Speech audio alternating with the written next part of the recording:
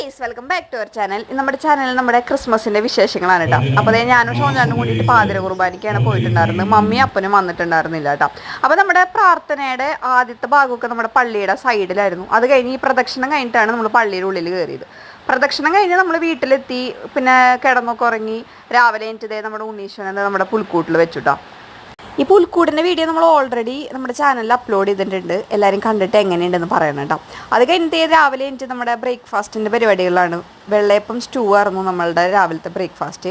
അത് കഴിഞ്ഞതേ നമ്മുടെ ഉച്ചയിലത്തെ പരിപാടികൾക്ക് വേണ്ടിയിട്ടുള്ള തയ്യാറെടുപ്പുകളാണ്. ഒരുവിധം എല്ലാ സംഭവങ്ങളും സെറ്റ് ചെയ്ത് കഴിഞ്ഞിട്ടുണ്ട് കേട്ടോ. പിന്നെ ചിക്കൻ വറക്കൽ മാത്രമേ ഉണ്ടായിരുന്നുള്ളൂ.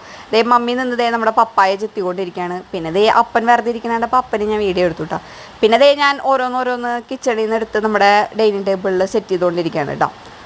അത് കഴിഞ്ഞ് ബ്രേക്ക്ഫാസ്റ്റൊക്കെ ലഞ്ചൊക്കെ കഴിച്ച് കഴിഞ്ഞിട്ട് പിന്നെ നമ്മൾ എൻ്റെ വീട്ടിലേക്ക് പോകാൻ വേണ്ടിയിട്ടുള്ള തയ്യാറെടുപ്പാണ്. അപ്പോൾ ഷോൺ ചേട്ടൻ അവിടെ നിന്ന് വണ്ടി കഴുകുന്നുണ്ട്.